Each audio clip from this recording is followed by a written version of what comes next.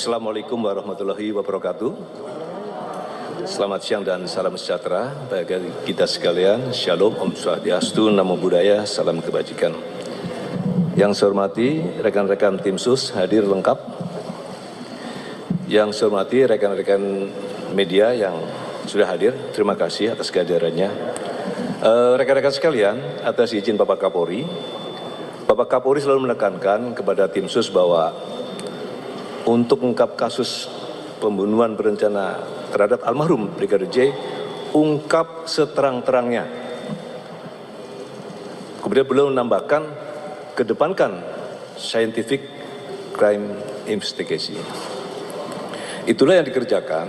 Oleh karena itu, penyidik dari tim sus ini bekerja maraton, terutama kepada 4 tersangka, yaitu FS, KM, RR, dan RE, secara maksimal melengkapi pemberkasan perkaranya. Kemarin sudah dilaksanakan gelar untuk dilaksanakan kelengkapan berkas perkara. Terhadap keempat tersangka ini, penyidik insya Allah selesai ini akan menyerahkan berkas perkara 4 tersangka tersebut kepada kejaksaan selaku JPU, Jaksa Penuntut Umum. Selesai rilis ini. Selanjutnya rekan-rekan sekalian, tim sus, khususnya dalam pemeriksaan khusus, per hari ini kita telah melaksanakan pemeriksaan khusus terhadap anggota-anggota kita sebanyak 83 orang. Kemudian yang sudah direkomendasi untuk di penempatan khusus sebanyak 35 orang yang sudah direkomendasikan. Yang sudah melaksanakan patsus, yang sudah ditempatkan khusus sebanyak 18, tapi berkurang 3. Berkurang 3 yaitu 1 FS karena sudah jadi tersangka, RR juga sudah jadi tersangka, dan RE karena sudah menjadi tersangka.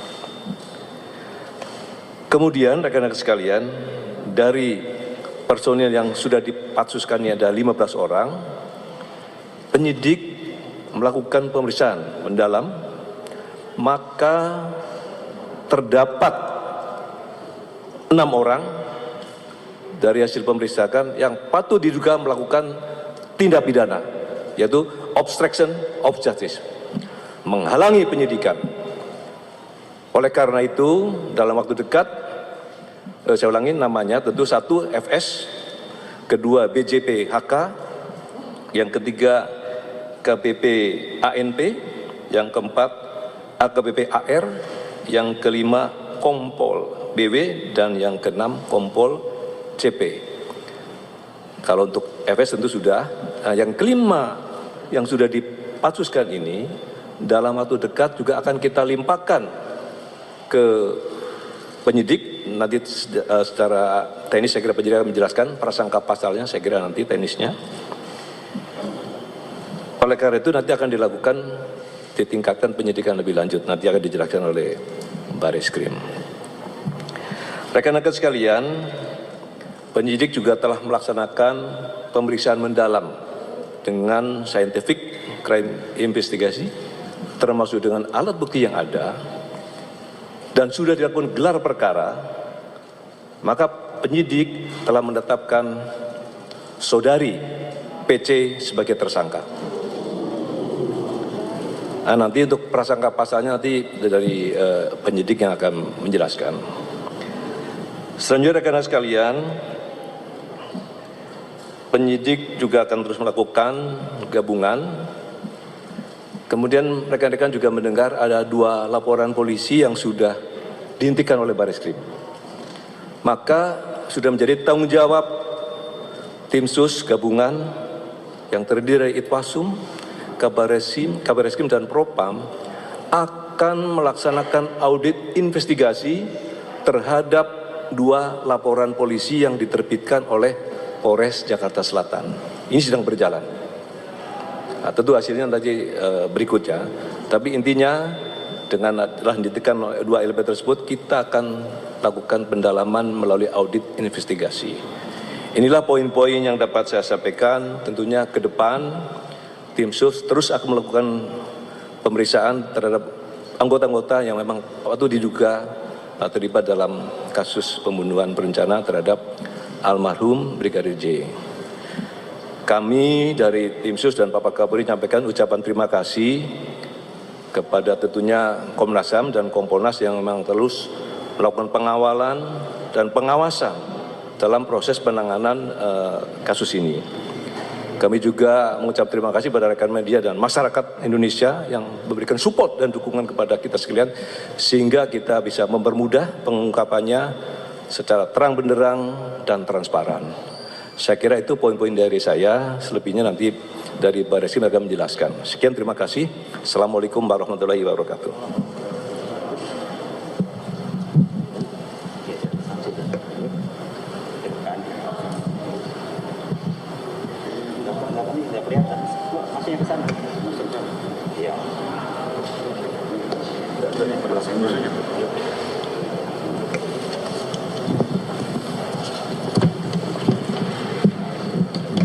Selamat siang teman-teman media yang kami hormati, Pak Ketua Tim, Bapak Irwasum, dan seluruh anggota tim. Atas izin beliau, saya menyampaikan secara langsung terkait dengan hasil perkembangan penyidikan kasus pembunuhan berencana terhadap Brigadir Joshua. Dari serangkaian proses penyidikan yang telah dilakukan sampai dengan hari ini, penyidik telah melakukan pemeriksaan sebanyak 52 orang saksi. Di dalamnya adalah ahli terkait dengan DNA, balistik metalurgi, ahli kedokteran forensik, termasuk analis digital dan inavis. Kemudian termasuk melakukan penyitaan sejumlah barang bukti. Nah, perlu saya sampaikan kepada rekan-rekan media, alhamdulillah CCTV yang sangat vital yang menggambarkan situasi sebelum, sesaat dan setelah kejadian di Duren 3 itu berhasil kami temukan. Ya, berhasil kami temukan dengan sejumlah tindakan penyidik. Dari hasil penyidikan tersebut, tadi malam sampai pagi sudah dilakukan sejumlah kegiatan pemeriksaan, konfrontir. Tadi juga sudah disampaikan oleh Bapak Ketua Tim bahwa Ibu PC sudah ditetapkan sebagai tersangka. Ya. Banyak teman-teman mungkin yang bertanya, ini kapan diperiksa? Ya, kita sebenarnya yang bersangkutan sudah kita lakukan pemeriksaan sebanyak 3 kali.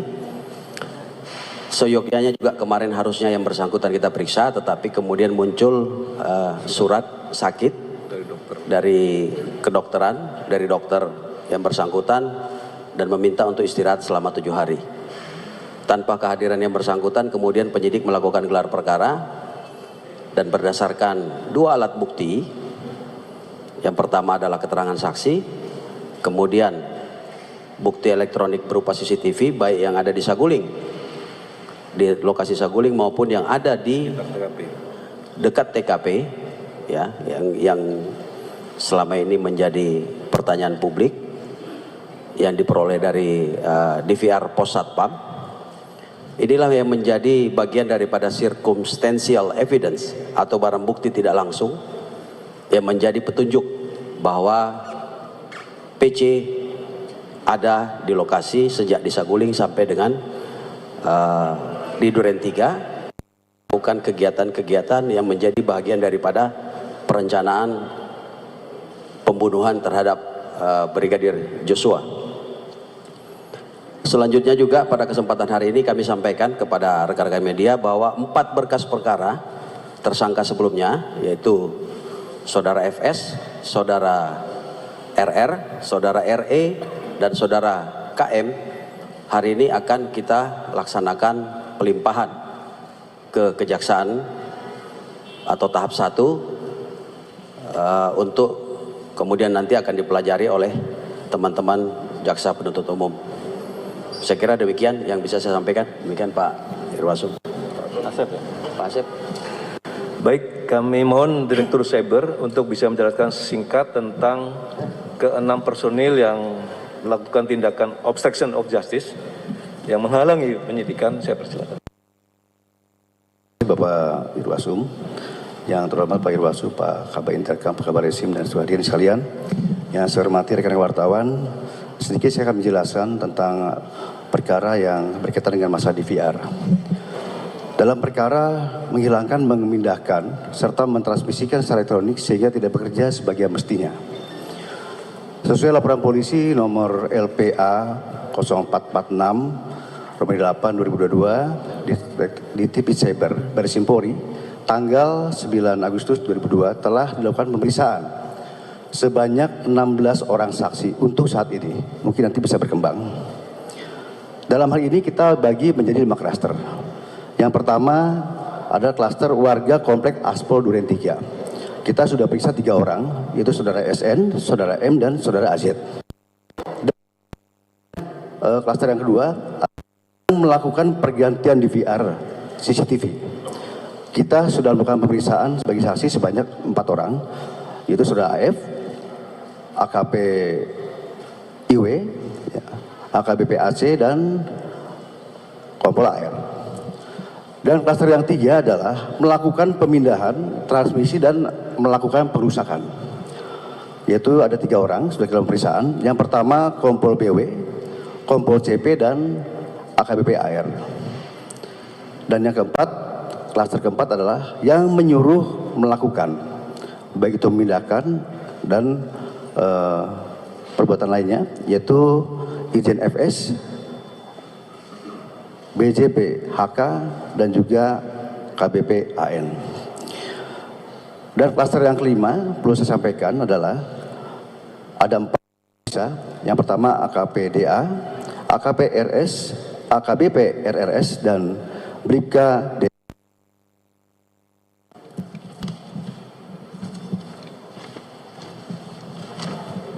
Adapun barang bukti yang sudah kami sita sampai saat ini ada 4 buah. Yang pertama hard disk eksternal merek WD. Yang kedua adalah tablet Microsoft Surface. Dan yang ketiga DVR CCTV yang ada di Aspol Duren 3. Dan yang keempat laptop merek Dell milik saudara BW. Adapun untuk pasal dipersangkakan, tadi dari Pak Ketua Tim sudah menyampaikan, akan saya jelaskan, yaitu pasal 32 dan pasal 33 Undang-Undang ITE, ya, ini ancamannya lumayan tinggi, dan juga pasal 221 serta pasal 223 KUHP, dan juga pasal 55 dan pasal 56 KUHP. Adapun rencana tindak lanjut yang kami lakukan dalam minggu depan, yang pertama kita akan selalu berkoordinasi dengan Puslapor Polri, yang mana ada beberapa barang bukti yang masih kita serahkan di lapor yang perlu kita penjelasan hasilnya seperti apa.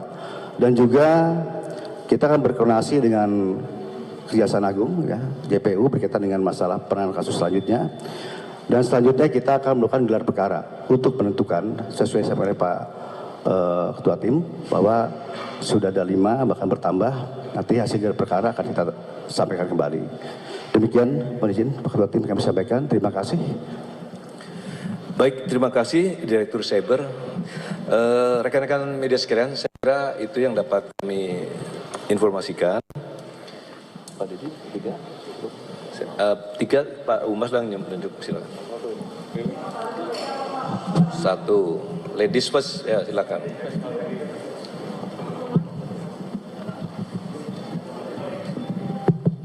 Assalamualaikum Pak, saya Laili dari kantor Berita Antara.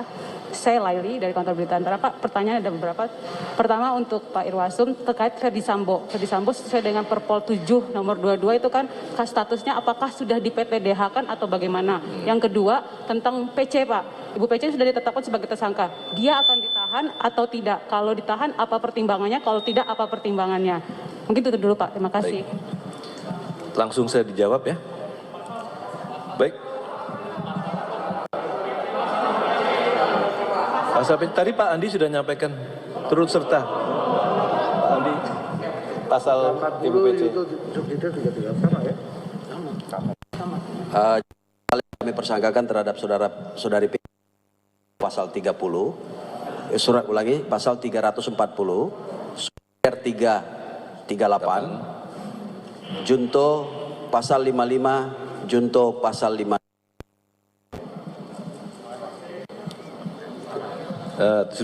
Sudah dijawab Pak ya? Baik, yang berkaitan dengan perpol tadi yang dari Antara Mbak ya? Ya. Kadipropam sudah melaporkan bahwa ini masih dalam proses pemberkasan. Insya Allah akan dilakukan sidang, tapi belum bisa.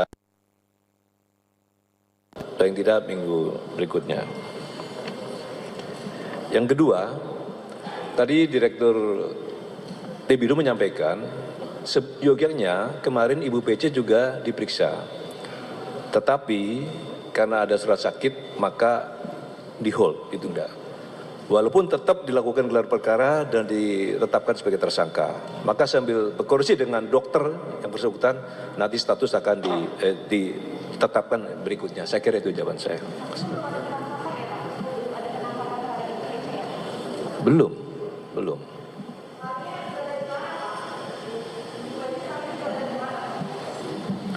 Di kediaman, saya kira, di rumah. Cukup? Ya. Nanti selanjutnya Pak Kadip bisa. Baik, terima kasih. Assalamualaikum warahmatullahi wabarakatuh. Cukup? Ya. Nanti Pak Didi jawab ya.